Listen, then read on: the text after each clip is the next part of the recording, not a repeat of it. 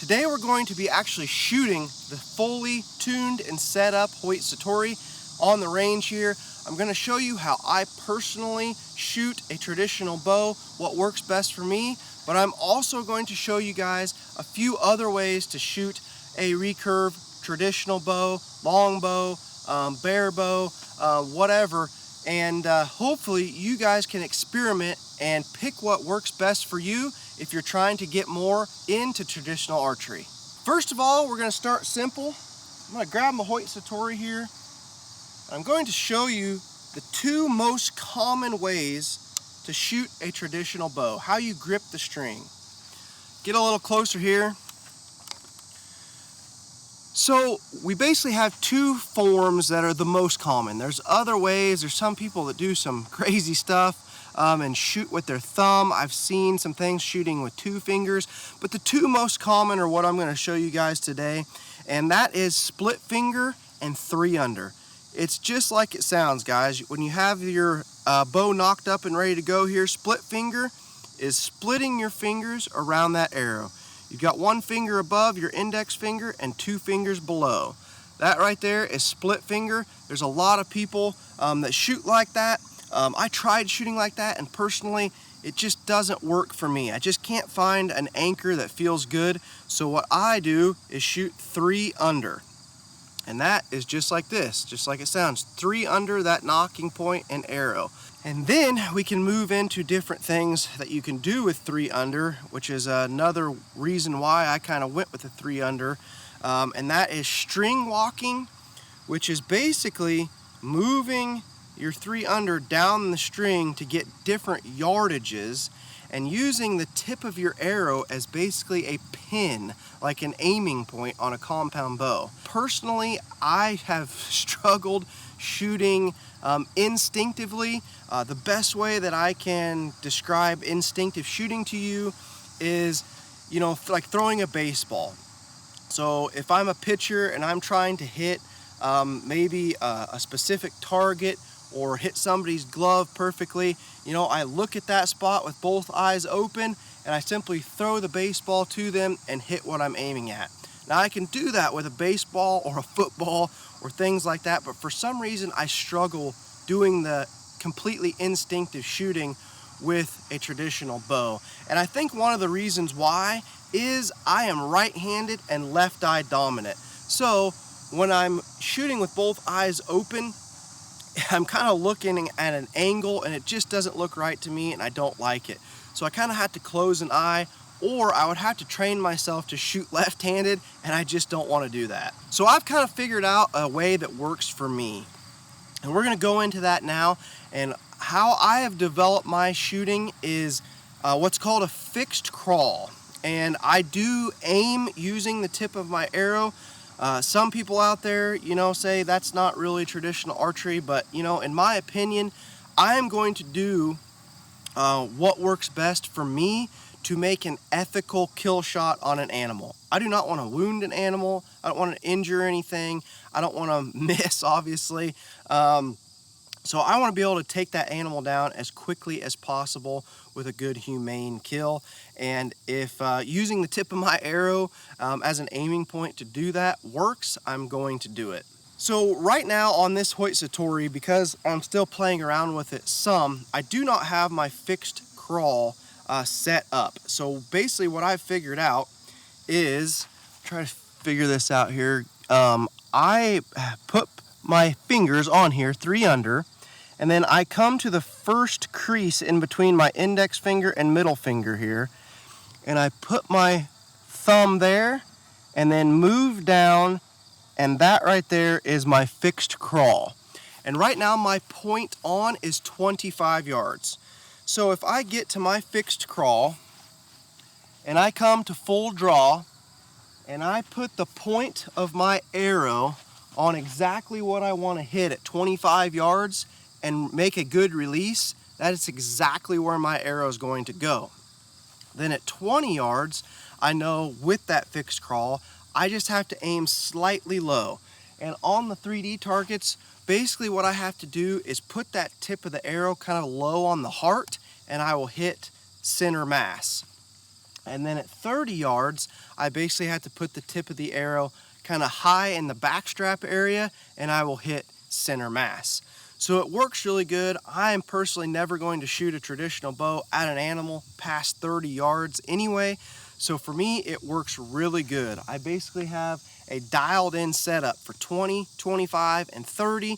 And obviously if you got some mid ranges in there, this arrow's moving fast enough that it works pretty good, that you can kind of, just guess your aim a little bit there. Now at 15, 10 yards and closer, that's where things get a little bit more difficult. That's just where practice kind of makes perfect, if you will. You're going to have to kind of visually, figure out where the tip of that arrow needs to go at 10 and 15 yards. And for me, I don't want to throw an exact number out there, but we'll say 10 yards. I'm guessing my arrow is maybe 8 inches or so, maybe 10 below what I'm aiming at. And at 15 yards, it's maybe 6 to 8 inches, and it's going to hit right there where I'm wanting it to. Now, like I said, there's a lot of guys out there that are going to just shoot completely instinctive. I personally wish I could do that, but I have tried and tried and tried, and I just cannot consistently make good shots perfectly instinctive. So this is kind of the way of aiming that I've come up with, works best for me. I know there's other people out there that do similar things. So the best thing that I can tell you guys is get on the range, spend time with your bow, get to know it, and figure out what works best for you and stick with that. Okay guys, I moved the camera over here so that I can show you kind of more up close of the way I like to shoot. With that fixed crawl, it just works really well for me when I'm doing the aiming thing. One thing you're gonna figure out too when you learn to shoot a traditional bow is it's pretty much impossible to shoot with your hat facing forward, because the string is going to contact your bill when you come into full draw. All right, so like I said, with the fixed crawl, I'm putting my 3 under, coming down to that split in between my index finger and my middle finger, putting my thumbnail there and moving down, and right there is my fixed crawl. Eventually, I will be putting a knock there, like a tied on knock, not a brass knock like I have up here, but I will tie a knock right there where I know for a fact is exactly that fixed crawl position for my point on at 25 yards. And that way I don't have to mess around in the tree stand, looking at my hand while a deer's coming in. I can just grab the string right there on that knock, and I know that's where I need to be. The biggest thing that I can tell you guys with traditional archery in general, this is probably the #1 key to get consistent accuracy. And it's something that I worked on for quite a while to find that worked for me, and that is an anchor point, guys. No matter if you shoot split finger, 3 under, walk the string, which is, I guess I didn't really discuss walk the string yet, but what that is some guys can, instead of having a fixed crawl and kind of aiming high and low at different yardages, they will figure out exactly where to grab the string for every single yardage and just have a point on. The only problem with that is sometimes the further you get down here on your string, you can kind of throw that bow out of tune. And with broadheads, especially if you're hunting that way, if you get your bow out of tune because you're gripping clear down here, at 10 yards, it can throw that broadhead flight off, and we definitely don't want that as far as hunting goes. Okay, but back here to what we're talking about. And that is anchor point, guys. No matter how you shoot, anchor point is 1000% the most important thing you can do with traditional archery, and it needs to be consistent each and every time. You have got to find something that is the same exact thing when you're at full draw every time to be consistent. Some guys just say, go to the corner of your mouth. I started that way. The problem is your mouth can move. If you push up a little bit or down a little bit or back a little bit, you're not exactly the same every single time. I've heard guys that will come to their cheekbone, like with a finger, so it's the same every time. I've heard guys, put their thumb in places. Olympic people shoot a little lower. They can come like to kind of the bottom of their jaw and find a spot right there. But what works for me and kind of unique to me, I guess, and you might have something unique to you, is I have a tooth right here that sticks out just slightly more than the other ones, and I can feel that. And so when I come to full draw, my index finger comes directly to that tooth each and every time, and bam, that's where I need to be. And it just feels great every single time. It's consistent, and I know exactly what I'm gonna do every single time. Another key thing, guys, that you're gonna wanna really work on is back tension. That is something that is kind of hard to explain, and it's something that I struggle with as well. But basically, you want your release when you're at full draw. You want your shoulder blades to come together and everything to be in alignment. As you can see right here, my arm and my elbow and my back and everything is in perfect alignment.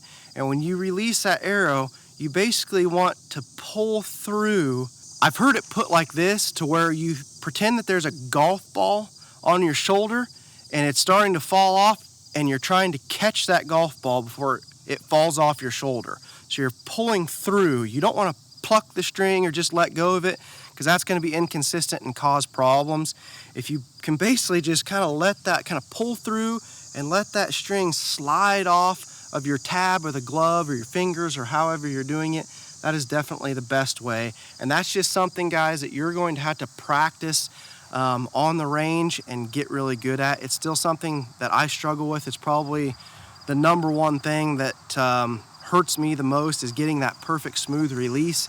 I'm still working on it, but that's why we're out here in the yard shooting, trying to get better and be the most consistent we can be. All right, so enough talk here, guys. I'm gonna come to full draw, and I'm gonna shoot a couple arrows here and kind of show you guys how I shoot here, what it looks like, and hopefully you can kind of look at that, and then while you're shooting, kind of see if you can feel and do similar things.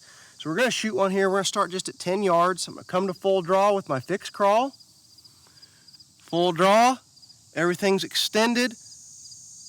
My anchor point is in that tooth, and boom, comes back to the shoulder.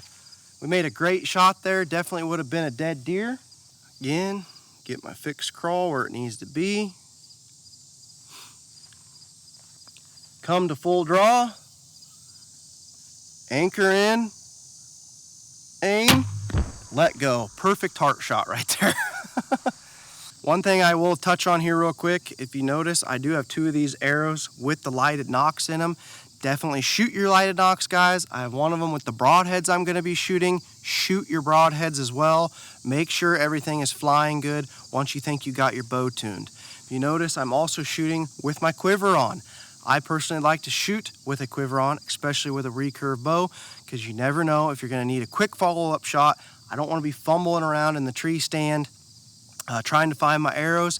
If I make a bad shot, or say I miss and the deer bounds and I can get another shot, I can simply grab another arrow off of here quick and try to make another shot. Try one here at 25.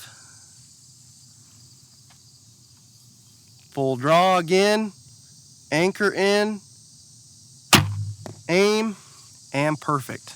Okay guys, I turned the camera around here.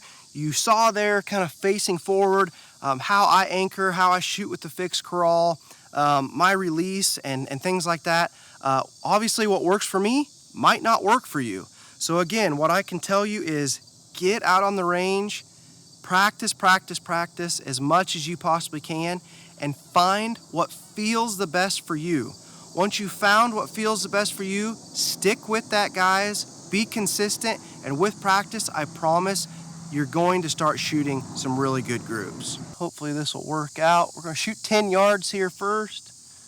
Again, full draw, into your anchor, know your aim, let it go. Now we'll try one at 20 yards here. Find my fixed crawl. Fingers in position. Come to full draw, anchor, back tension, let it fly. Absolutely perfect shot there. All right, now we're gonna try 25. And like I said, 25 is my point on. So we're basically gonna use the tip of the arrow like a pin on your compound. I'm gonna come to my fixed crawl, come to full draw, put that tip of that arrow where it needs to go, release, and boom, we're right there in the circle. I will take the camera down here. We'll walk down here and check these out.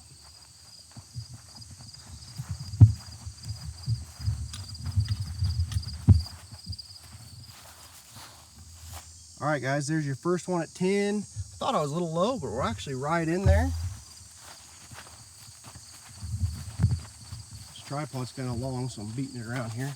Here's your 20-yard. Perfect right there in the deer. And here is my 25. I was actually aiming at the center dot here, so I'm just a smidge low, but only maybe about an inch. So guys, as you can see there, pretty good shooting with the Hoyt Satori. There's one thing that I have learned with this Hoyt Satori, the way that you can tune this thing, man, it is a very, very accurate bow. And I've had a lot of fun. Let me set this tripod up here again. And I've had a lot of fun shooting this thing. We'll wrap this thing up, guys. Let me think if there's anything else that I can tell you to help you out. I guess one thing, if you shoot a tab, we've got a tab here. You want to trim your tab to fit you. As you can see, it's starting to get hot out here, but you can see it's shorter than my fingers. When I got it, it was actually longer than my fingers. I trimmed it to where when I'm curled, when my fingers are curled around that string, it matches up perfectly with the tip of my fingers. That way, when you release, your string isn't catching on that tab and you're not getting inconsistent arrow flight. Well, everybody, I hope you have enjoyed this little 3-part series on setting up a traditional bow.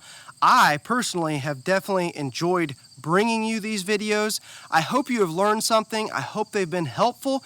And if you're wanting to get into the world of traditional archery, check out the Hoyt Satori for sure. This is a great, great bow. It tunes very, very well and has so many different options.